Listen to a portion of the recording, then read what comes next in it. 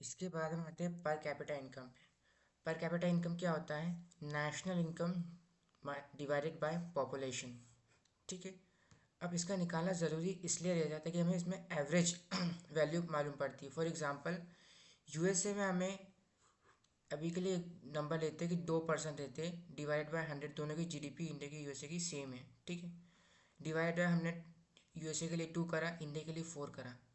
तो यहाँ पे क्या हुआ कि यूएसए में पर पर्सन 50 रुपये एक पर्सन को मिलेंगे, वही इंडिया में पर पर्सन 25 रुपये यहाँ पे मिलेंगे।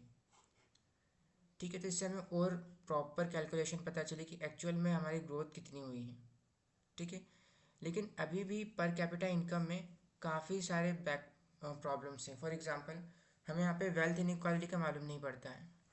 ये तो हमें सिर्फ एवरेज इनकम निकाल के देता है ना। अब सपोज करो इस 100 रुपये में से ए को मिले 50 रुपये, बी को मिले 30 रुपये और सी और डी को सिर्फ 10-10 रुपये ही मिले, तो मतलब यहाँ पे वेल्थ इनइक्वालिटी है, डिस्ट्रीब्यूशन प्रॉपरली नहीं हुआ है। इसी के साथ पर कैपिटा इनकम सिर्फ एक एवरेज इनकम है। ठीक है। ये हमें वेरियस सेक्टर्स के सेक्टर वाइज डेटा नहीं देता है कि कौन सा सेक्टर ज़्यादा परफॉर्म कर रहा है, कौन सा सेक्टर अच्छा परफॉर्म नहीं कर रहा है। इसी के साथ हमारी जो लाइफ स्टैंडर्ड है वो गवर्नमेंट एक्सपेंडिचर पे भी डिपेंड करती है।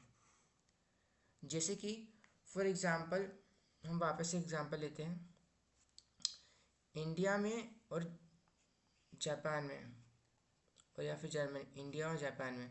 ठीक है। अभी के लिए हम मानते हैं कि दोनों की पर कैपिटा इनकम बराबर है, 100 रुपीज़। ठीक है। लेकिन जापान में जो एजुकेशन है वो फ्री है, तो अभी हमारे पास कितने रुपए बचे हैं? 100। वही इंडिया में एजुकेशन के लग जाते हैं 20 रुपये, तो कितने बचे? 80 रुपीज़।